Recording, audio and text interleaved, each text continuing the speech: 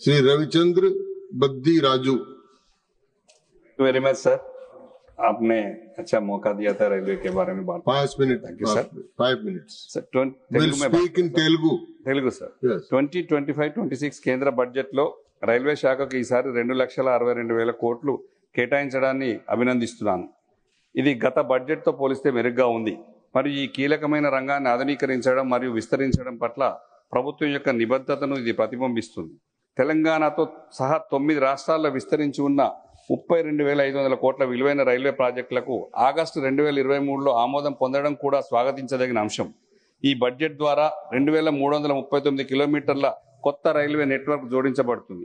ఇది మౌలిక సదుపాయాల అభివృద్ధికి గణనీయమైన ప్రోత్సాహం ఇస్తుంది. అయితే బడ్జెట్ పూర్తి వివరాలు పరిశీలిస్తే ప్రాజెక్టులలో తెలంగాణ వాటా నామమాత్రంగానే ఉంది. ఉపసభాపతి మహోదయజీ, లక్ష్మణాచార్యులు రచించినటువంటి నమ రామ అనే శ్లోకం తెలంగాణ రాష్ట్రానికి శ్రీరామునికి మధ్య ఉన్న అనుబంధం గురించి సభకు తెలియజేయాలనుకుంటున్నాను. రఘుపతి రాఘవ రాజారాం, పతిత పావన సీతారాం, సుందర విగ్రహ మేఘశ్యాం, గంగా తులసి సాలగ్రామ్, భద్రగిరీశ్వర సీతారాం, భక్తజన ప్రియ సీతారాం, జానకి రమణ సీతారాం, జయ జయ రాఘవ రాజారాం. దక్షిణ గంగా అయిన గోదావరి నదీ తీరాన ఉన్నటువంటి భద్రగిరీశ్వరుడు ప్రస్తుతం భద్రాచలాన్ని దక్షిణ అయోధ్యగా కూడా పిలుస్తారు. ఇంతటి చారిత్రాత్మక ప్రాశస్త్యాన్ని గుర్తించిన తెలంగాణ తొలి ముఖ్యమంత్రి గౌరవ కేసీఆర్ గారు తెలంగాణలోని జిల్లాల పునర్విభజన సమయంలో భద్రాద్రి కొత్తగూడెం అనే జిల్లాను ఏర్పాటు చేసి విశిష్టమైన ప్రాశస్త్యాన్ని కల్పించి శ్రీరాముని పట్ల తనకున్న భక్తిని చాటుకున్నారు. ఇంతటి రాముడు పేరు చెప్పే ఎన్డీఏ గవర్నమెంట్ దక్షిణ అయోధ్య అయిన భద్రాచలానికి కానీ తెలంగాణకు కానీ ఎటువంటి నిధులు కానీ కొత్త రైలు కానీ ఇవ్వలేదని తెలియజేస్తున్నాను.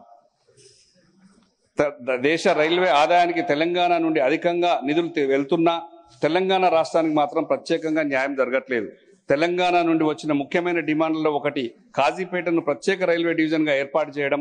దక్షిణ మధ్య రైల్వేలోని సికింద్రాబాద్ డివిజన్లో ఉన్న కాజీపేట జంక్షన్ వ్యూహాత్మక ఉత్తర మరియు దక్షిణ భారతదేశానికి ప్రవేశ ద్వారంగా ఉంది. ఇది బళ్ళారి, విజయవాడ మరియు మనుగూరు నుండి సమాన దూరంలో ఉంది.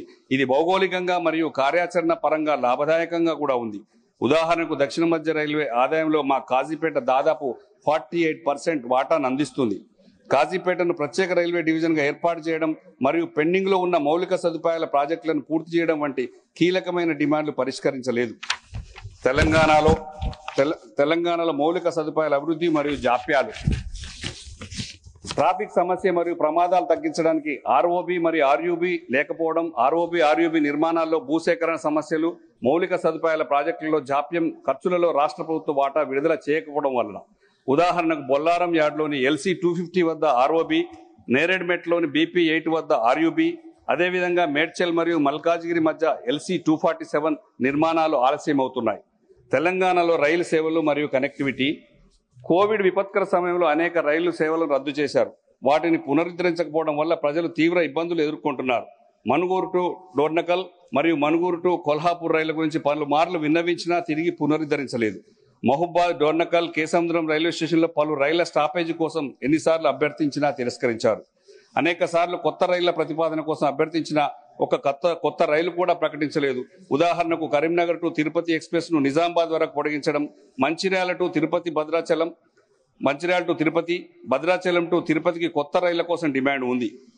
Manoharabad to Kothapalli new railway line నిర్మాణం జరుగుతుంది. దాంట్లో సిద్దిపేట జిల్లాలోని సిద్దిపేట మరియు గుర్రాలగొండి మధ్యలో ఉన్నటువంటి చిన్న కోడును రైల్వే స్టాప్ గా పెట్టి రైల్వే స్టేషన్ గా పునరుద్ధరించాలని, 2 ప్లాట్ఫామ్లు కొత్తగా కట్టాలని చెప్పేసి ప్రజలు తీవ్రంగా బలంగా కోరుకుంటున్నారు. అదొకటి నిర్మాణం చేయాలని చెప్పేసి మీ ద్వారా మంత్రి గారు కోరడం జరుగుతుంది.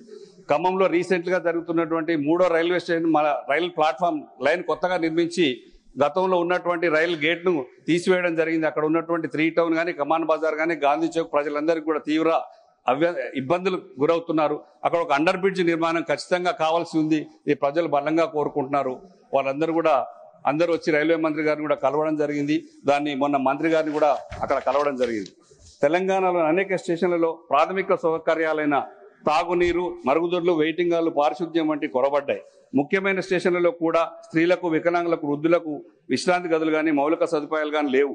అమృత్ భారత్ స్టేషన్ పథకం కింద తెలంగాణలోని అన్ని స్టేషన్లలో ప్రయాణికుల సౌకర్యాల మెరుగుదలకు ప్రాధాన్యత ఇవ్వాల్సిన అవసరం ఉంది.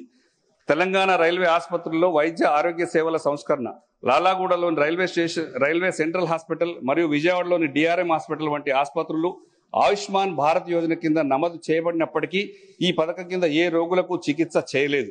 ప్రజలకు సరసమైన ఆరోగ్యమైన సంరక్షణ అందించడానికి ఉద్దేశించిన పథకం అమల్లో ఇది స్పష్టమైన లోపం. అంతేకాకుండా తెలంగాణలోని వివిధ రైల్వే ఆసుపత్రుల్లో మౌలిక సదుపాయాలు సిబ్బంది కొరతతో అవసాన దశలో ఉన్నాయి. రైల్వే బోర్డు యొక్క వైద్య మండలి పర్యవేక్షణ లేకపోవడం వల్ల రైల్వే రిఫరల్ కేసులు మరియు ఖర్చులు పెరిగాయి. Thank you sir. Thank you. ధన్యవాదాలు.